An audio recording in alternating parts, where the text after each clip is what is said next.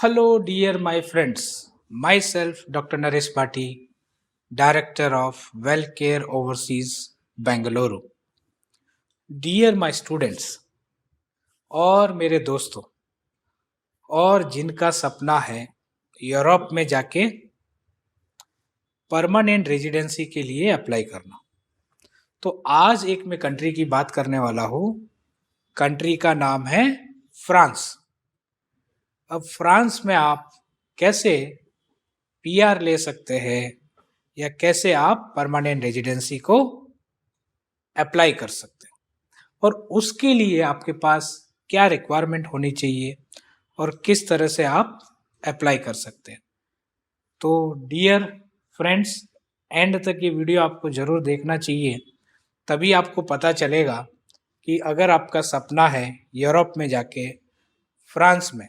Recently आपने देखा है कि फ्रांस के प्रेसिडेंट, जब इंडिया का 26 को गणतंत्र दिवस था, तब फ्रांस के प्रेसिडेंट इमानुअल मैक्रोन भी आए हुए थे। तो काफ़ी ज़्यादा रिलेशनशिप जो इंडिया और फ्रांस की बढ़ रही है, जो इंडो फ्रेंच रिलेशनशिप है, बहुत ही अच्छा होता जा रहा है।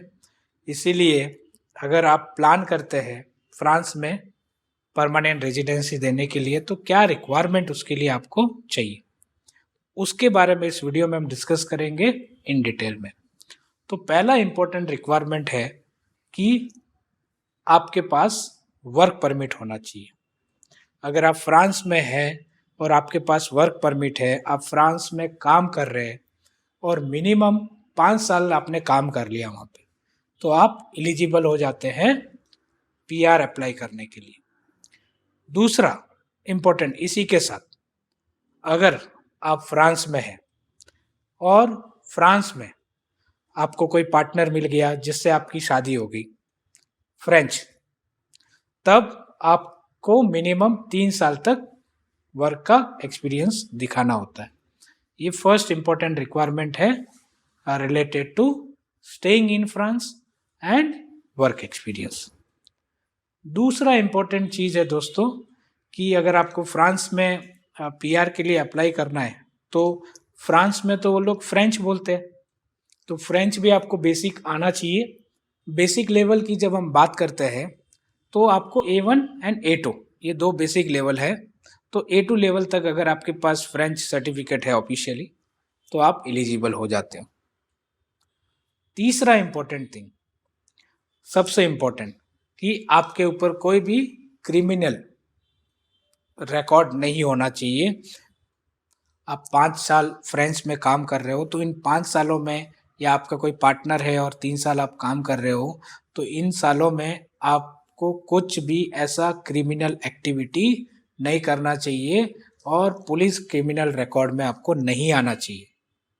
तो आपका कोई भी क्रिमिनल रिकॉर्ड नहीं होना चाहिए, मतलब पुलिस क्लियरेंस सर्टिफिकेट आपके पास होना चाहिए। तो ये जो 3 इंपॉर्टेंट फैक्टर है, ये आपको पता होना चाहिए।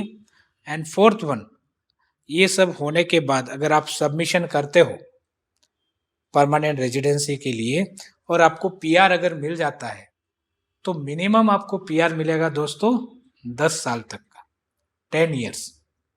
तो 10 साल तो बहुत, जैसे हम पासपोर्ट बनाते हैं इंडिया में, तो आई थिंक इंडिया में पासपोर्ट वैलिडिटी भी 10 साल की ही होती है। तो मिनिमम आपको 10 साल का पीआर मिल जाता है।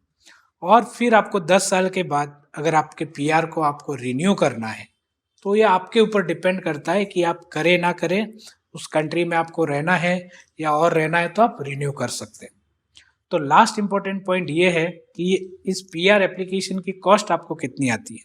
तो कॉस्ट आपको आती है €225, मतलब एवरेज अगर हम बात करें अराउंड 25 to 30,000 रुपीज़ हम इंडियन करेंसी मान के चल सकते हैं।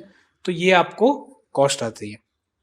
तो ये आज हमने डिस्कस किया कि अगर आप ऑलरेडी फ्रांस में हैं या आप सपना देख रहे हो फ्रांस जाके वहाँ पे परमानेंट रेजिडेंसी लेने का, तो ये सारी चीज़ें अगर आपके दिमाग में है, आप इस वीडियो को देखेंगे और आपको पता चलेगा, और कहीं भी आपका प्लान हुआ, आपको वहाँ जॉब मिल गया और ये चीज़ें आपके दिमाग में है, तो आप प्री प्लान करके अपने माइंड मेकअप को और भी अच्छा स्ट्रॉन्ग कर सकते हो और अपने करियर को साकार बना सकते हैं एक वेल डेवलप कंट्री में काम करने के लिए। तो आज के लिए इतना ही। ऐसे ही मैं आपके लिए इंफॉर्मेटिव वीडियो यूरोप के रिलेटेड लेता आता रहूँगा। और आप रखें अपना बहुत सारा ख्याल और मुझे दे इजाज़त। जय कर्नाटका, जय भारत एंड जय हिंद।